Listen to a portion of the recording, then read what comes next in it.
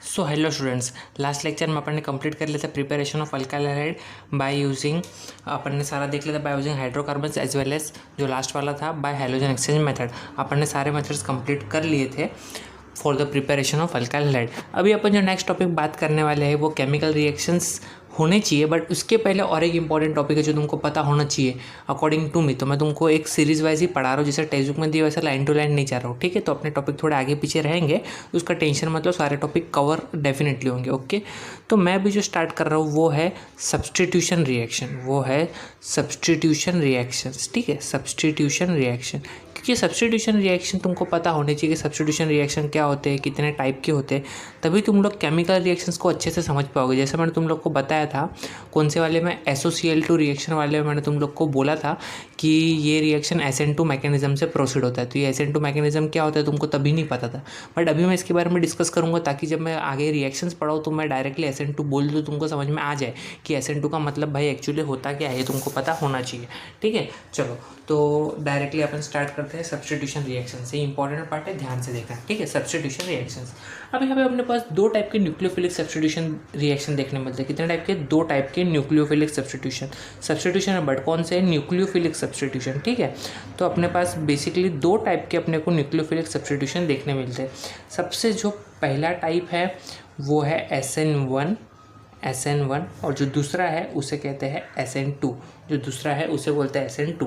अभी रिएक्शंस को पढ़ा कैसे जाता है ध्यान से समझना। SN2 इसको अपन उल्टा रीड करते हैं। उल्टा का मतलब two stands for bimolecular, two stands for bimolecular, N stands for nucleophilic, N stands for nucleophilic and S stands for substitution.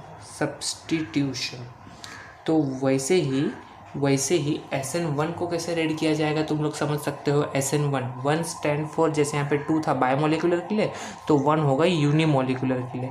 1 किसके लिए होगा? 1 होगा यूनिमोलिकुलर। आगे की तो वही बात है, N stands for nucleophilic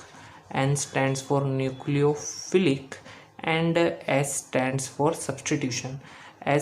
for substitution, okay. अपन ये दोनों के बारे में डिटेल में पढ़ने वाले हैं। अब मैं पहले ही तुमको दोनों का डिफरेंस नहीं लिखा के दे रहा हूँ, मैं तुमको एक एक करके पढ़ाऊंगा, फिर एंडिंग में डिफरेंस तुम लोग खुद से भी फाइंड आउट कर सकते हो क्या डिफरेंस है। बस मैं टाइप बता रहा हूँ कि ये दो टाइप के होते हैं, एक होता है SN2, एक होता है SN1। ये अपने को दो टाइप पढ़ना है। SN2 को बोला जाता है बायोमोलिकुलर न्यूक्लियोफिलिक सब्सटीट्यूशन, SN1 को बोला जाता है यूनिमोलिकुलर न्यूक्लियोफिलिक सब्सटीट्यूशन। इतना ठीक है। अब एक एक करके अपन डिटेल में पढ़ेंगे। पहले अपन बात करेंगे SN2 की, उसके बाद में बात करेंगे SN1 की, ठीक है। तो अभी न्यू हेडिंग डालो जो कि है SN2 substitution reaction. You can directly से SN2 रिएक्शन, क्योंकि SN2 का फुल फॉर्म ही है बायोमोलिकुलर न्यूक्लियोफिलिक सब्सटीट्यूशन। तो कौन सा पढ़ने वाला अभी अपन? SN2, okay. तो पहला पॉइंट तो यही है कि SN2 में क्या आएगा, इसको बोलेंगे बायोमोलिकुलर न्यूक्लियोफिलिक सब्सटीट्यूशन, क्लियर। अब बात करते हैं कुछ इसके मैकेनिज्म से रिलेटेड, डायरेक्टली एग्जाम्पल लेते हैं। एग्जाम्पल लेंगे तो चीज़ें जल्दी क्लियर होगी। देखो अब होता क्या है, अगर मैं ये वाला एग्जाम्पल लेता हूँ CH3, यहाँ पे ले लेता हूँ Br, ओके, CH3Br प्लस यहाँ पे ले लेता हूँ मैं KOH, यहाँ पे ले लेता हूँ मैं KOH एक्वियस फॉर्म में, ओके। और इसको मैं ट्रीट करता हूँ in presence of acetone as a solvent. तो प्रोडक्ट क्या बनता है? प्रोडक्ट बनता है CH3OH। Product will be a CH3OH plus KBr, ये बनता है प्रोडक्ट CH3OH प्लस KBr, ठीक है। अभी डायरेक्टली एक स्टेप में कैसे बना ये अपने को डिटेल स्टडी करना है कि ये जो Br है, ये Br कैसे लीव कर गया, Br की जगह पे यहाँ पे OH कैसे आ गया, क्या हुआ, यही रिएक्शन को अपने को डिटेल में स्टडी करना है। तो मैं तुमको सिंपल से जनरल रिएक्शन लिख के बता दिया। अभी यही चीज़ को अपन मैकेनिज्म पॉइंट ऑफ व्यू देखते हैं तो कैसा होगा। देखो अगर मैं CH3Br को हटाता हूँ तो कुछ ऐसा बनेगा, ये रहा H, इसको मैं लिख देता हूँ, यहाँ पे लिख देता हूँ मैं Br, यहाँ पे लिख देता हूँ मैं सपोज कर लो लिख देता हूँ H एंड यहाँ पे लिख देता हूँ H। तो ये हो गया CH3Br, this will be a CH3Br। अब बात को जो है ध्यान से समझना है, तुमको अच्छे से पता है ये जो डैश है, डैश का मतलब क्या होता है, और जो वेज है, वेज का मतलब क्या होता है, ठीक है। एक प्लेन के अबो रहेगा तो एक प्लेन के बिलो रहेगा। डैश मतलब प्लेन के उस साइड और वेज मतलब प्लेन के इस साइड, अबो द प्लेन, और डैश मतलब बिलो द प्लेन। अगर ये मैं ब्लैक बोर्ड प्लेन की बात करता हूँ, this is the black board, okay, I mean to say this is the white board, okay. तो ये जो कार्बन है एंड ये जो दो हाइड्रोजन है, ये प्लेन पे रहेंगे, ये बोर्ड पे रहेंगे। ये जो एच है, डैश, डैश मतलब बोर्ड के नीचे के साइड रहेगा। और जो बी आर है इसको बोलते हैं वेज, वेज मतलब बोर्ड के ऊपर के साइड रहेगा। टेट्राहेड्रल ज्योमेट्री में 3D स्ट्रक्चर समझने की कोशिश करो। अब होता क्या है, ध्यान से चेक करना, अपने पास जो पॉसिबिलिटी से वो चेक करो। पॉसिबिलिटी क्या है, पॉसिबिलिटी अपने पास ये है कि अपने पास रिएक्टेंट है CH3Br और इसको अटैक करवाना है अपने को OH माइनस के साथ, इसका बेसिकली रिएक्शन करवाना है। तो पॉसिबिलिटी क्या है, केस 1 तुम्हारे सामने निकल के आता है। पहली पॉसिबिलिटी जो तुम्हारे माइंड में निकल के आती है कि सर Br माइनस निकलेगा, मतलब इन लोग के बीच का बॉन्ड ब्रेक होगा कि ये बन जाएगा CH3+, ये बन जाएगा Br minus. This is the first possibility. और फिर तुम लोग बोलोगे ये जो प्लस बना इस पर कौन अटैक कर देगा, इस पर न्यूक्लियोफाइल अटैक कर देगा OH माइनस, और प्रोडक्ट बन जाएगा CH3OH। This is the first possibility कि ऐसा हो सकता है, ठीक है। केस 2 की बात करते हैं। अभी मैं सिर्फ पॉसिबिलिटीज़ बता रहा हूँ, मैं ये नहीं बोल रहा हूँ कि ऐसा ही होगा। प्लीज़ पूरा वीडियो एंड तक देखो, बीच में ही चले मत जाना है, बीच में कमेंट मत करने लगना सर ऐसा नहीं होता है। मैं सिर्फ पॉसिबिलिटीज़ बता रहा हूँ कि ऐसा हो सकता है, क्या होगा क्या नहीं होगा ये पूरा वीडियो देखो तो समझ में आएगा, ठीक है। दूसरी पॉसिबिलिटी क्या है, दूसरी पॉसिबिलिटी ऐसा बोल सकते हो तुम लोग कि सर ये जो CH3Br है, ये जो CH3Br है, तो ये जो OH माइनस है, न्यूक्लियोफाइल है। पहले न्यूक्लियोफाइल क्या करेगा, पहले न्यूक्लियोफाइल बॉन्ड बना लेगा CH3 के साथ, ये कुछ बन जाएगा ऐसा OH CH3Br, और जैसे ही बॉन्ड बनेगा उसके बाद में Br का बॉन्ड टूटेगा और ये कुछ ऐसा बनेगा CH3OH प्लस Br माइनस। ये दूसरी पॉसिबिलिटी निकल के आती है कि ऐसा हो सकता है क्या, ठीक है। उसके बाद में केस 3 की बात करते हैं जो कि इंपॉर्टेंट है, बट उसके ही पहले ये दो केस देखो, ये दो केस को ध्यान से देखो। केस 1 में क्या कहा गया कि पहले Br माइनस निकलेगा और C पे प्लस आएगा, कार्बोकटायन बनेगा, उसके बाद में न्यूक्लियोफाइल अटैक करेगा और ये बना लेगा CH3OH। अब मुझे एक बात बताओ, ये जो कार्बोकटायन बना है ये 0 डिग्री कार्बोकटायन है, क्योंकि ये जो कार्बन पे प्लस है और एक भी कार्बन को नहीं अटैच है, मतलब ये तो बहुत ही अनस्टेबल कार्बोकटायन है। और ये 0 डिग्री कार्बोकटायन सबसे ज़्यादा अनस्टेबल होता है, ठीक है। तो कोई भी चीज़ अपने आप को ब्रेक करके अनस्टेबल बनने की तो कोशिश करेगी नहीं, तो ठीक है। तो ये वाला तो बहुत ही अनस्टेबल है, तो ये चीज़ तो बनेगा ही नहीं, मतलब ये वाला बॉन्ड ब्रेक होगा ही नहीं। तो पहली पॉसिबिलिटी तो यहीं पे डिस्क्वालीफाई हो गई। क्यों नहीं हो सकता, क्योंकि ये वाला बॉन्ड ब्रेक ही नहीं होगा, ब्रेक होगा तो बहुत ही अनस्टेबल बनेगा, ऐसा बन ही नहीं सकता। इसके लिए इसको डिस्क्वालीफाई किया गया कि केस नंबर 1 अप्लीकेबल नहीं है। तो अब बात करते हैं केस नंबर 2 की। केस नंबर 2 की पॉसिबिलिटी ये होगी कि भाई कार्बन तो 5 बॉन्ड बना नहीं सकता, तो ऐसा तो पॉसिबल नहीं है कि पहले 5वां बॉन्ड बनाएगा उसके बाद वो वाला बॉन्ड तोड़ेगा। दिस इज़ नॉट पॉसिबल कि कार्बन की वजह से 4 होती है, तो इसके लिए केस 2 को भी डिस्क्वालीफाई किया गया। तो अब उनके पास क्या है, केस बचा सिर्फ 1 एंड ओनली सिंपल केस बचा उनके पास, केस 3, जो कि एक्चुअली करेक्ट है SN2 रिएक्शन के लिए। क्या केस बचा उनके पास, उनके पास ऐसा केस बचा कि जो टाइम पे OH और कार्बन के बीच में बॉन्ड बन रहा है, जो टाइम पे OH और कार्बन के बीच में बॉन्ड बन रहा है, सेम टाइम पे कार्बन और ब्रोमीन के बीच में बॉन्ड टूट रहा है। मतलब केस 3 क्या बोलता है, साइमल्टेनियसली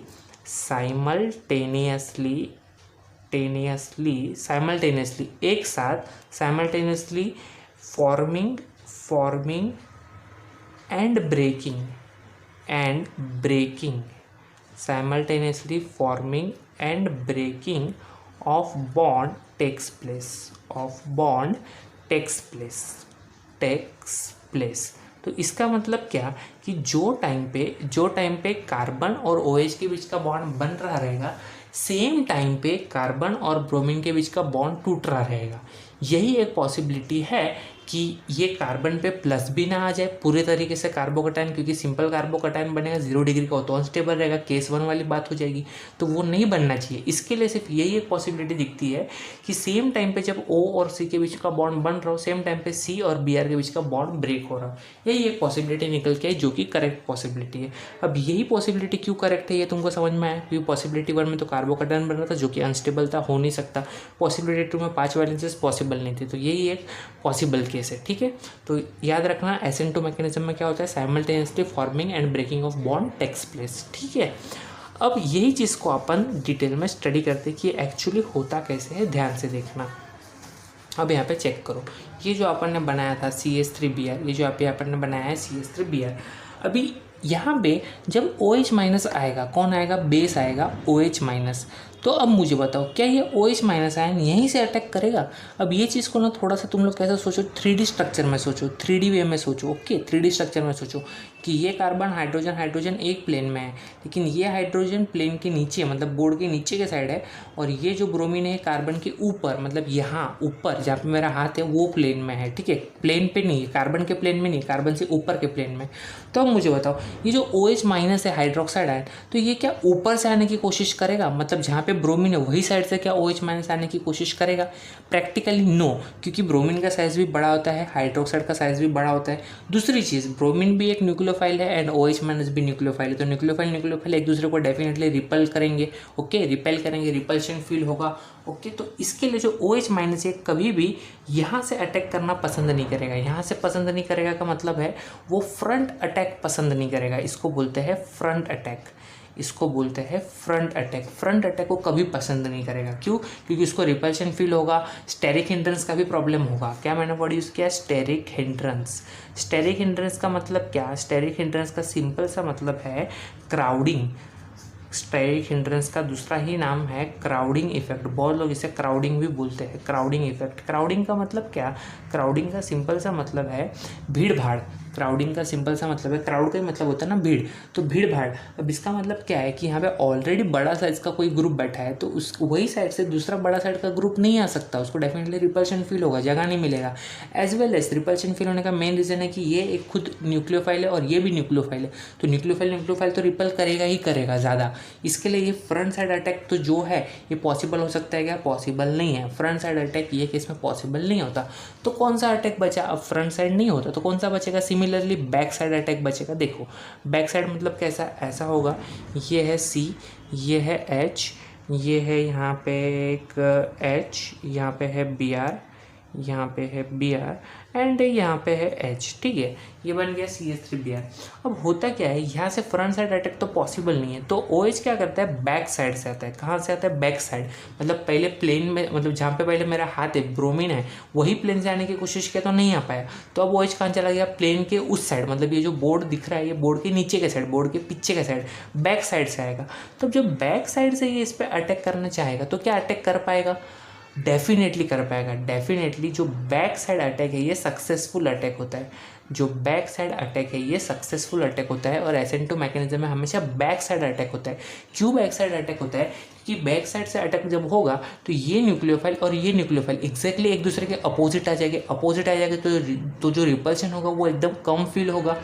दूसरी चीज़ कि बैक साइड में कौन है? हाइड्रोजन है। हाइड्रोजन का साइज़ कितना रहता है? स्मॉल रहता है एज़ कम्पेयर टू OH, तो ये इतना इसको स्टेरिक हिंड्रेंस भी प्रोवाइड नहीं करेगा, इसको स्टेरिक हिंड्रेंस भी प्रोवाइड नहीं करेगा। तो OH माइनस बैक साइड से आसानी से अटैक कर सकता है।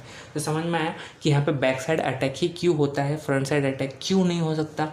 ये चीज़ें क्लियर अप हो गई। ओके, अब बात करते हैं थोड़ी सी आगे डिटेलिंग में। देखो अभी इसका एग्जैक्ट मैकेनिज्म कैसा होता है ये मैं तुमको बता रहा हूँ, ध्यान से देखना। देखो ये हो गया तुम्हारा CH3, this is CH3, this is CH3 and this is Br, this is Br। Okay, तो अब OH माइनस कहाँ से आने वाला है? बैक साइड से आने वाला है, पीछे से आने वाला है, बैक साइड आयन। ठीक है, बैक अटैक होने वाला है। तो ये OH माइनस आयन जब अटैक करेगा, तो जब ये अटैक करेगा ना तो ये स्टेट कैसा बन जाएगा? ये कुछ ऐसा बन जाएगा OH। ये जो मैं dot dot dot dot show कर रहा हूँ, डॉट डॉट का मतलब होता है simultaneously breaking and simultaneously forming, ये इसका रिप्रेजेंटेशन है। डॉट डॉट से ही ये चीज़ को रिप्रेजेंट किया जाता है कि कोई भी बॉन्ड साइमल्टेनियसली टूट रहा है या साइमल्टेनियसली बन रहा है, तो इसको डॉट से रिप्रेजेंट करते हैं। ठीक है, यहाँ पे भी आ जाएगा dot dot dot dot Br। Okay, and जब ये ट्रांजिशन स्टेट बनेगा ना तो जो ये 3 हाइड्रोजन है, ये हाइड्रोजन, ये हाइड्रोजन एंड ये हाइड्रोजन, ये तीनों ही हाइड्रोजन एक प्लेन में अलाइन हो जाएंगे। कैसे हो जाएंगे? एक के एक प्लेन में आ जाएंगे। मतलब मैं ऐसा बोल सकता हूँ कि ये जो मेरा बोर्ड है, ये बोर्ड पे ही कार्बन रहेगा, बोर्ड पे ही हाइड्रोजन रहेगा, बोर्ड पे ही हाइड्रोजन रहेगा, बोर्ड पे ही हाइड्रोजन रहेगा। ठीक है, तो ये एक प्लेन में आ जाते हैं, और ये जो स्टेट होता है इसको अपन बोलते हैं ट्रांजिशन स्टेट। इसी को बोलते हैं अपन ट्रांजिशन स्टेट। ट्रांजिशन स्टेट, इसी को बोलते हैं ट्रांजिशन स्टेट। ठीक है, अभी यहाँ पे होता क्या है, ये जो बॉन्ड है, ये 3 बॉन्ड है, carbon hydrogen carbon hydrogen carbon hydrogen, ये 3 बॉन्ड रहते हैं, ठीक है। अभी यहाँ पे तुम लोग बोलोगे सर कार्बन की वैलेंसी तो 5 हो रही है, तो ध्यान से चेक करना।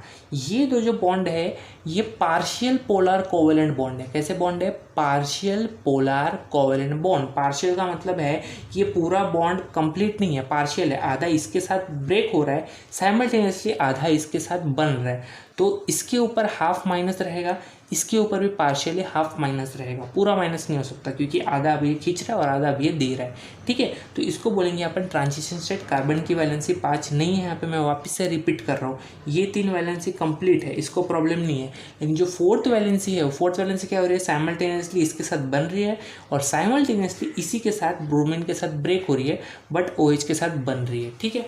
अब यहाँ पे जब ये चीज़ ट्रांजिशन स्टेट बनती है तो ट्रांजिशन स्टेट के बाद का जो प्रोडक्ट होता है वो कुछ ऐसा बनता है, चेक करना। वो कुछ बनता है ऐसा, यहाँ पे है कार्बन, यहाँ पे है हाइड्रोजन, यहाँ पे है हाइड्रोजन, यहाँ पे है और एक ओके हाइड्रोजन, यहाँ पे है dash dash dash dash hydrogen, and यहाँ पे आ जाता है OH। ये जगह पे जो है आ जाता है OH, ये जगह पे आ जाता है OH, ठीक है। तो कौन सा अटैक हुआ? ये बैक साइड अटैक हुआ। यहाँ से निकलता कौन है? ब्रोमीन माइनस आयन लीव कर जाता है, ब्रोमीन माइनस आयन यहाँ से क्या कर जाता है? लीव कर जाता है, ठीक है। ये चीज़ समझ में यहाँ पे ये चीज़ें क्लियर हुई, एकदम डिटेल में क्लियर हो गई, ओके।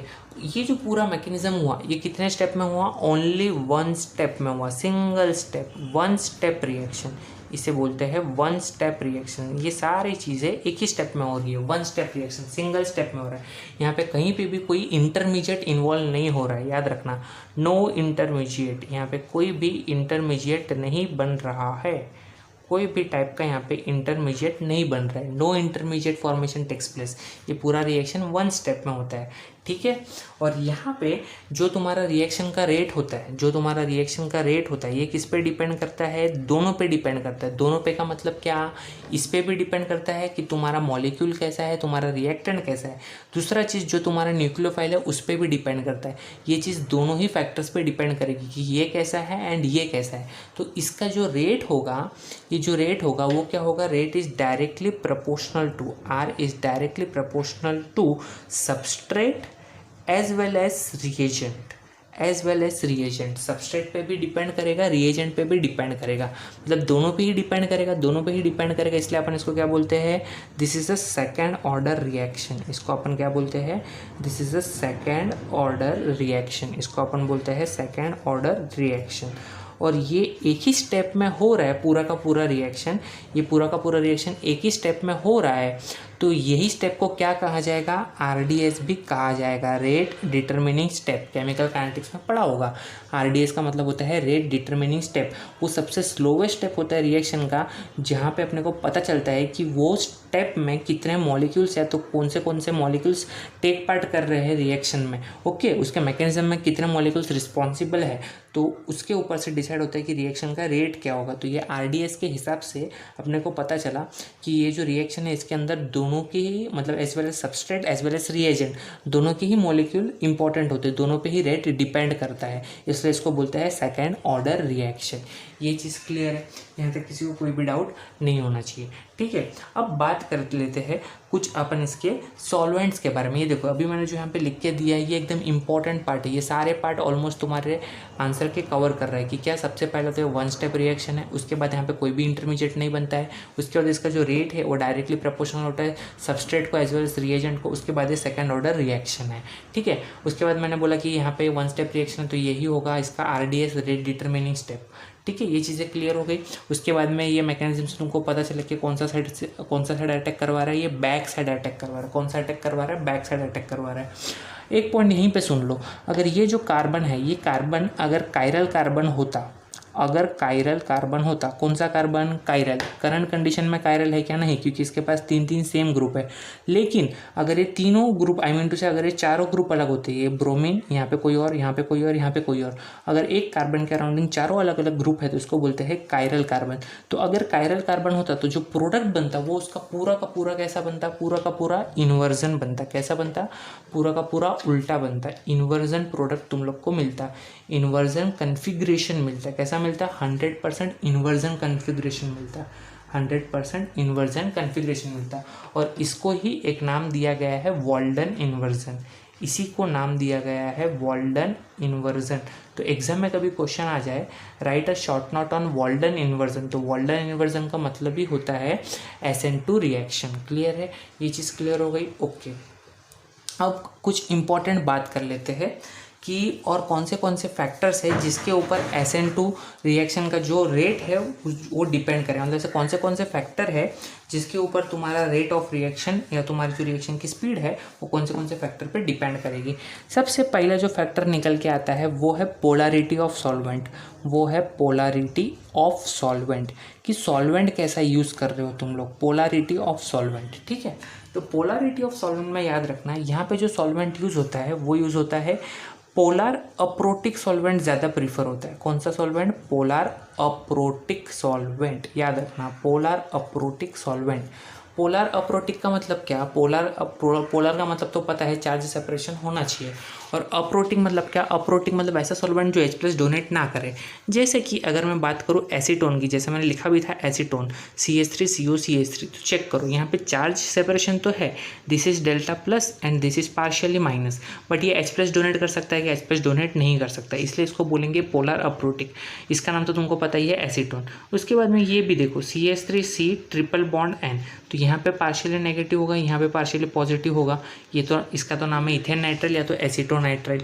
ठीक है, तो ऐसे ही एग्जांपल्स तुमको पता होने चाहिए कि कौन से ऐसे एग्जांपल्स है जिसको अपन क्या बोल सकते हैं, पोलर अप्रोटिक सॉल्वेंट बोल सकते हैं। उसके बाद ये सॉल्वेंट भी बहुत ज़्यादा यूज़ होता है, इसका नाम याद रखना, DMSO कहा जाता है इसे, CH3SOCH3, इसको शॉर्टकट में बोलते हैं DMSO। DMSO का मतलब डाईमिथाइल सल्फॉक्साइड, DMSO का मतलब डाईमिथाइल सल्फॉक्साइड।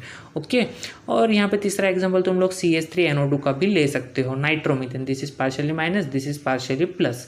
तो ये सारे के सारे तुमको अच्छे से दिख रहा है कि ये लोग कैसे है, ये लोग पोलर तो है बट प्रोटिक नहीं है। प्रोटिक मतलब क्या? H+ डोनेट करने वाले। ये कौन से है? अप्रोटिक, इनमें से कोई भी H+ डोनेट नहीं करेगा, इनमें से कोई भी H+ डोनेट नहीं करेगा, तो इनको बोलेंगे अपन पोलर अप्रोटिक। अब पोलर अप्रोटिक ही क्यों चाहिए, ये चीज़ भी ध्यान से सुनना, पोलर अप्रोटिक ही क्यों चाहिए। अब मैं सिर्फ यहाँ पे एसीटोन का एग्जांपल लेके एक्सप्लेन कर रहा हूँ, तुम लोग कोई भी ये चारों में से यूज़ कर सकते हो। ठीक है, अब सुनो, मैं एसीटोन का एग्जांपल लेके एक्सप्लेन करता हूँ कि पोलर अप्रोटिक ही क्यों चाहिए, तो इसका आंसर सुनना। पोलर अप्रोटिक इसके लिए चाहिए क्योंकि जो सामने वाला तुम्हारा न्यूक्लियोफाइल है, न्यूक्लियोफाइल में कौन है तुम्हारे पास? OH है, यहाँ पे OH है। ठीक है, तो इसके पास यहाँ पे लोन पेयर है। अब होगा क्या? होगा ये कि अगर ये प्रोटिक होता, प्रोटिक का मतलब H+ डोनेट करने वाला होता, तो ये H+ फटक से कहाँ भाग जाता? इसको यहाँ पे लोन पेयर दिख रहा है, ये यहाँ पे आ जाता और O पे क्या लगा देता? प्लस लगा देता। मतलब ये जो न्यूक्लियोफाइल है इसकी जो स्ट्रेंथ है, ये स्ट्रेंथ को क्या कर देता है? न्यूक्लियोफाइल की स्ट्रेंथ को कम कर देता। तो न्यूक्लियोफाइल की स्ट्रेंथ अगर कम हो जाती है तो अब भी तुमको मैंने बताया कि इसका जो रेट है ये किस पे डिपेंड करता है? ये तुम्हारे न्यूक्लियोफाइल पे भी डिपेंड करता है एज वेल एज तुम्हारे रिएक्टेंट पे डिपेंड करता है, मतलब तुम्हारे सबस्ट्रेट पे भी डिपेंड करता है, तुम्हारे रिएजेंट पे भी डिपेंड करता है। तो अगर न्यूक्लियोफाइल का स्ट्रेंथ कम हो जाएगा तो इसकी जो रिएक्टिविटी है वो भी अपने आप क्या हो जाएगी? रिएक्टिविटी भी अपने आप कम हो जाएगी। तो अगर तुमको इसकी रिएक्टिविटी को इंक्रीज करना है तो तुमको डेफिनेटली कौन सा यूज़ करना पड़ेगा? पोलर अप्रोटिक ही यूज़ करना पड़ेगा, प्रोटिक यूज़ करके काम नहीं चलेगा। क्लियर है चीज़, समझ में आ गया? इतना सॉल्वेंट के ऊपर डिस्क्रिप्शन काफ़ी है। ठीक है, इससे ज़्यादा डिस्क्रिप्शन की तुमको बोर्ड फॉर्म में इसकी ज़रूरत नहीं है। क्लियर है चीज़, ये चीज़ समझ में आ गई?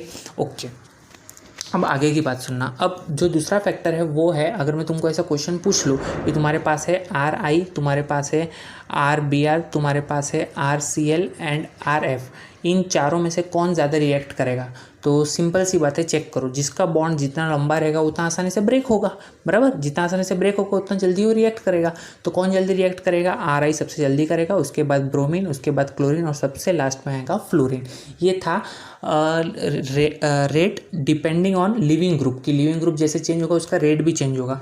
अब बात करते हैं कि अगर ये जो तुम्हारा रिएक्टिविटी है, अगर ये अल्काइल ग्रुप के बेसिस पे बात की जाए कि कौन सा अल्काइल ग्रुप सबसे जल्दी रिएक्ट करेगा, तो अगर मैं बोलूँ CH3Cl, दूसरा ऑप्शन दे देता हूँ मैं CH3CH2Cl, तीसरा ऑप्शन मैं दे देता हूँ CH3 ट्वाइस ट्वाइस CHCl, और चौथा ऑप्शन दे देता हूँ CH3 थ्राइस CCl।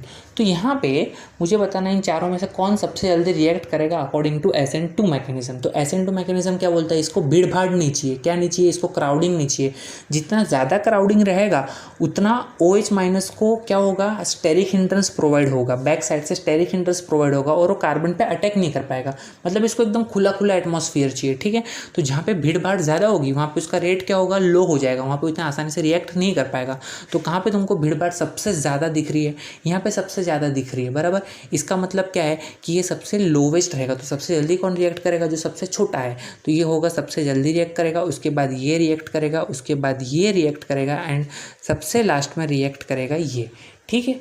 क्लियर हो गया ये चीज़ समझ में आ गई कि इसके लिए बोलते हैं 0 डिग्री अल्काइल हाइड्राइड सबसे ज़्यादा रिएक्ट करता है, उसके बाद 1 डिग्री, उसके बाद 2 डिग्री एंड सबसे लास्ट में आता है 3 डिग्री अल्काइल हाइड्राइड्स, ठीक है। क्लियर हो गया ये चीज़, ओके, समझ में आ गया। तो प्लीज़ अगर कंटेंट अच्छा लगा हो तो definitely like, comment, share and subscribe, okay. And description box में तुमको हर लिंकेज है, हर बार जैसे मिलता है वैसे प्रैक्टिस क्वेश्चंस मिल जाएंगे। क्वेश्चंस देखो, कमेंट करो आंसर, मैं बताऊंगा कौन सा करेक्ट है कौन सा रॉन्ग है, ओके। Thank you.